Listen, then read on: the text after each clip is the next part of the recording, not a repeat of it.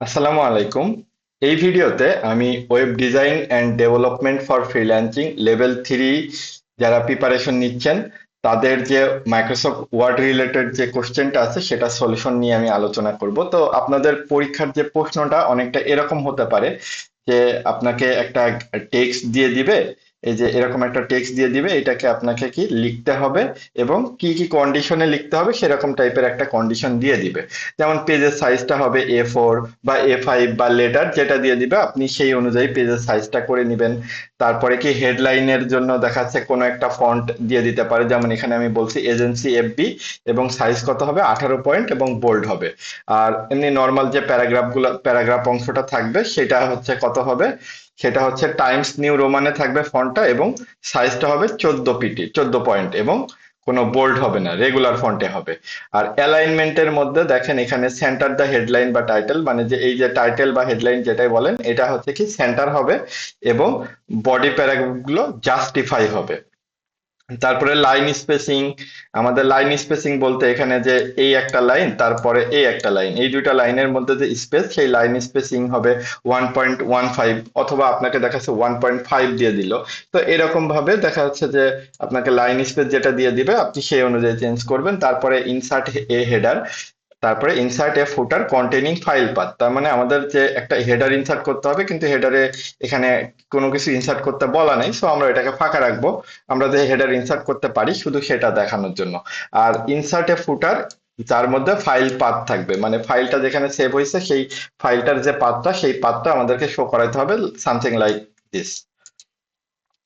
তারপরে হচ্ছে কি আমাদেরকে save the completed document in doc doc ফাইলে সেভ করতে হবে, ডক এক্স ফরম্যাটে সেভ করতে হবে এবং কি PDF ফাইলে সেভ করতে হবে। সো আমরা তাহলে শুরু করি। আমরা আমাদের যে নামে আমাদের মেইন ফোল্ডারটা, এখন যদি এসএসআর আপনাকে আপনার নাম দিয়ে বা আপনার নামের সাথে রেজিস্ট্রেশন নাম্বার দিয়ে যদি মেইন ফোল্ডারটা ক্রিয়েট করতে বলে আপনি সেই নামেই ক্রিয়েট করবেন। আমি এখানে web design and development for freelancing level 3 নামে ক্রিয়েট করছি, বাট আপনাদের অ্যাসেসরের নির্দেশনা অনুযায়ী মেইন ফোল্ডারটা ক্রিয়েট করবেন। তারপরে আপনার যদি এই জবটা যদি জব 1 হয় তাহলে জব 1 নামে একটা ফোল্ডার ক্রিয়েট করে তার ভিতরে রাখবেন, যদি জব 2 হয় তাহলে জব 2 নামে ফোল্ডার ক্রিয়েট করে তার ভিতরে রাখবেন। তো আমি আপাতত জব 1 নামেই ফোল্ডারটা ক্রিয়েট করছি, তো এর ভিতরে আমি চলে আসলাম এবং এখানে এসে আমি রাইট বাটন ক্লিক করে নিউ থেকে মাইক্রোসফট অফিস ওয়ার্ড ডকুমেন্ট আমি এটা নিয়ে নিচ্ছি এবং এর নাম সাপোজ আমি দিয়ে দিলাম জব 1। আমার কিন্তু দেখেন অলরেডি কিন্তু ডক এক্স ফরম্যাটটা কিন্তু হয়ে গেছে। এখন আমি কিন্তু এর ভিতরে লিখে সেভ করলে অটোমেটিক আমার ডক এক্স ফরম্যাট, মানে আমাদের যে ফাইল ফরম্যাট গুলো এখানে বলছে সেগুলোর ভিতরে অলরেডি একটা কিন্তু কমপ্লিট হয়ে যাবে। তো আমি এটাকে ডাবল ক্লিক করে ওপেন করলাম। এখন আমার কাজ হচ্ছে পেজের সেটআপটা ঠিক করা। তো পেজ লেআউটের থেকে আমি পেজের সাইজটা কি করলাম, আমার এখানে যে সাইজটা দিতে বলবে আমি সেই সাইজটা দেব। তো এখন এখানে বলা আছে A4, সো আমি A4টা সিলেক্ট করলাম। আপনাদের যদি মার্জিন এবং ওরিয়েন্টেশনের কোনো কিছু থাকে তাহলে আপনি সেটা সেই অনুযায়ী দিবেন। তারপরে আমরা এখন আবার কি করব, আমাদের এখানে রিকোয়ারমেন্টে আসি। তারপরে আমাদেরকে বলা হচ্ছে যে এই টেক্সটটা টাইপ করতে, তো আমি আপাতত সময় বাঁচানোর জন্য এখান থেকে কপি করে নিচ্ছি, আপনাদেরকে টাইপ করে নিতে হবে এটা। তা আমি আগে লিখে নিই, তারপরে আমার বাকি যে ফরম্যাটিং গুলো সেগুলো আমি করবো নি।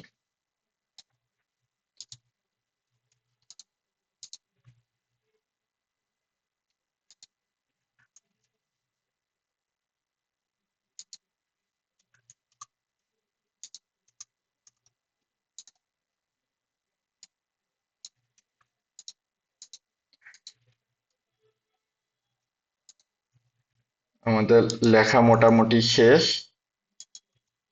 এবার আমাদের হচ্ছে ফরম্যাটিং এর কাজে আসি। আমাদের হচ্ছে ফরম্যাটিং এর ভিতরে বলা আছে যে আমাদের যে হেডলাইনটা, সেই হেডলাইনটা আমরা কি করব, আমাদের হচ্ছে সেন্টারাইজ হবে, এর ফন্টটা হবে হচ্ছে এজেন্সি FB এবং এটা কত 18 পিটি হবে, 18 পিটি আমি দিয়ে দিলাম এবং এটা কি বোল্ড হবে। সো আমার কিন্তু হেডলাইনের কাজ যেটা সেটা কমপ্লিট। আমাদের ডকুমেন্ট অনুযায়ী হেডলাইন হবে এজেন্সি FB, সাইজ হবে 18 পিটি এবং বোল্ড। তারপরে কি এটা কি অ্যালাইনমেন্ট হবে সেন্টারে। আর বডির যে টেক্সট সেটা হবে জাস্টিফাই টাইমস নিউ রোমানে এবং 14 পিটি। সো বডির যে ফন্টটা সেটাকে আমি সিলেক্ট করলাম, এটা হবে কি টাইমস টাইমস নিউ রোমান। তারপরে এটাকে আমি 14 পিটি করে দিচ্ছি। এখন যদি কোশ্চেনে আপনাদের 12 পিটি বা 13 পিটি থাকে আপনি সেই অনুযায়ী দিবেন। আচ্ছা, তারপরে কি আমার এইখান থেকে এইটুকু যে বডি প্যারাগ্রাফ অংশ, এটা কি আমার এখন লেফট অ্যালাইনে আছে, এটা সেন্টার অ্যালাইন, এটা রাইট অ্যালাইন, এবং এটা হচ্ছে জাস্টিফাই। সো আমি জাস্টিফাই করে দিলাম, যেহেতু আমাদেরকে জাস্টিফাইয়ের কথা বলা আছে। এরপরে আমি কি করব, পুরো যে প্যারাগ্রাফটা আমি এটাকে সিলেক্ট করে আমাদেরকে লাইন হাইট দিতে বলছে, মানে লাইন স্পেস যেটা, সেই লাইন স্পেসের কথা বলা আছে 1.15 থ্রু আউট দ্য ডকুমেন্ট। তাহলে কি আমি পুরো যে ডকুমেন্টটা সেটাকে আমি সিলেক্ট করতেছি, এবং এর থ্রু আউট দ্য ডকুমেন্ট যখন বলছে, তো আমি পুরোটাকে সিলেক্ট করার পরে আমি লাইন, এই যে লাইন স্পেসিং, এটাকে কি করে দেবো 1.15। দেখেন আমাদের 1.15ই আছে। যদি আপনাকে 1.5 দিতে বলে তাহলে আপনি 1.5 দিবেন। যেহেতু আমাদেরকে 1.15 দিতে বলছে কোশ্চেনে, সো আমি 1.15 দিচ্ছি। আপনারা কোশ্চেন অবশ্যই কিন্তু ভালো করে পড়ে নিবেন যে কি বলা আছে সেখানে।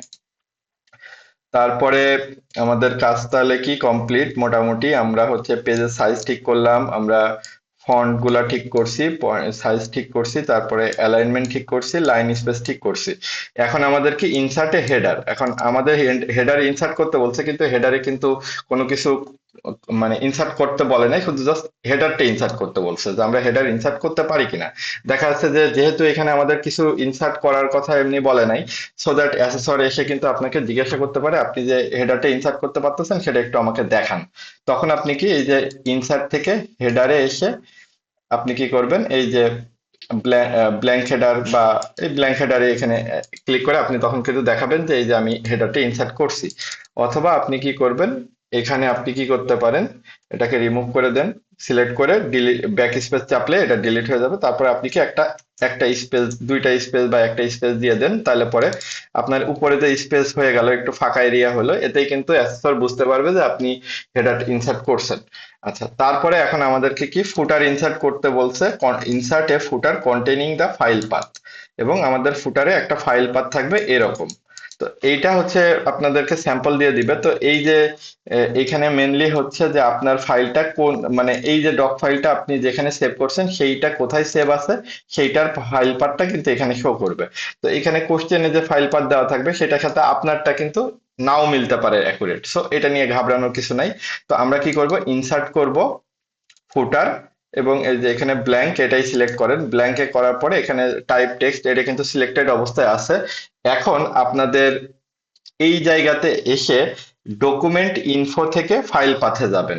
যারা আপডেটেড এমএস ওয়ার্ডের ভার্সন ব্যবহার করতেছেন তারা এই অপশনটা পেয়ে যাবেন যে ডকুমেন্ট ইনফো, সেখান থেকে ফাইল পাথ। আমি হচ্ছে এমএস ওয়ার্ডের 2007-এর ভার্সনটা ব্যবহার করতেছি, যার ফলে আমার এখানে একটু ডিফারেন্ট ভাবে দেখাচ্ছে। এখানে কি কুইক পার্টস এর ভিতরে এসে আমি কি ফিল্ডের ভিতরে যাব, ফিল্ডের ভিতর থেকে আমি হচ্ছে এখান থেকে ফাইল নেমে ক্লিক করব এবং add path to file name, এটা দেওয়ার পরে আমি ওকে করব। এটা হচ্ছে যারা 2007-এর ভার্সন বা একটু পুরাতন ভার্সন ব্যবহার করতেছেন তাদের ক্ষেত্রে আপনারা এরকম ভাবে আসতে পারেন। আর যারা আপডেটেড ভার্সন ব্যবহার করতেছেন তাদের ক্ষেত্রে আপনি এখানেই ডকুমেন্ট ইনফো, সেখান থেকে ফাইল পাথ, এই অপশনটা পাবেন। তো দেওয়ার পরে আপনি ওকে করে দিলে দেখেন আপনার এখানে কিন্তু ফাইলের পাথটা শো করতেছে। যেমন আমাদের C drive, user, stock asset, desktop, তারপরে এখানে লেভেল 3, আমাদের যে ফোল্ডার নাম এবং যে ফাইলটা আমরা সেভ করছি সেটা কিন্তু এখানে শো করতেছে। সো এবার আমি কি আমাদের এই যে বডির ভিতরে এখানে এসে যদি আমি ডাবল ক্লিক করি, দেখেন আমার কিন্তু ফাইল পাথটা এখানে চলে এসেছে।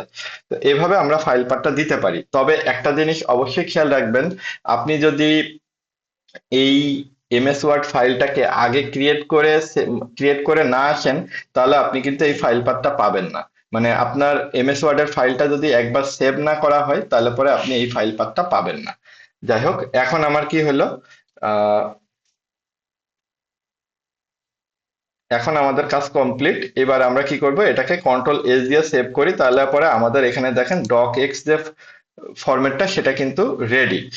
এবার কি করব, আমরা ফাইল থেকে সেভ অ্যাজে যাব, সেম জায়গাতে এবার আমরা এখান থেকে ওয়ার্ড ডকুমেন্টের এই ড্রপ ডাউনটা নামিয়ে এখান থেকে ওয়ার্ড 97 থেকে 2003 ডকুমেন্ট, মানে ডক ফরম্যাট যেটা, এটা সিলেক্ট করব এবং নাম সেমই রাখবো, রেখে আমরা সেভ করে দিলাম। তাহলে আমাদের কিন্তু দেখেন দুইটা ভার্সনই হয়ে গেল, ডক ভার্সনও হলো, ডক এক্স ভার্সনও হয়ে গেল। এবার আমাদের কাছে পিডিএফ করা, সো আমরা এটাকে এবার কন্ট্রোল পি দিয়ে ডিরেক্ট ওকে করে দিয়ে আমরা হচ্ছে যেখানে আমাদের ফোল্ডার, সেখানে এসে আমরা জব 1 এই নামে তারপরে আপনি চাইলে এখানে টাইপও করে দিতে পারেন ডট পিডিএফ, অথবা আপনি এখানে যেহেতু পিডিএফ সেভ অ্যাজ টাইপ এখানে ডট পিডিএফ আছে, সো আপনার এটা না লিখলেও চলবে। সো আপনি এখানে জাস্ট জব 1টা লিখে বা জব 2 যেটাই আপনার যত নম্বর জব এটা থাকবে সেইটা লিখে আপনি এখানে সেভ করে দেন। দেখেন আপনার এখানে কিন্তু 3টে ফরম্যাটই হয়ে গেল, ডকও হলো, ডক এক্সও হলো, পিডিএফও হলো। আশা করি বুঝতে পারছেন যে কিভাবে আমরা আমাদের web design and development for freelancing level 3 যে এমএস ওয়ার্ড এর জবটা আছে সেটা কিভাবে সলভ করতে পারি। ধন্যবাদ সবাইকে, আসসালামু আলাইকুম।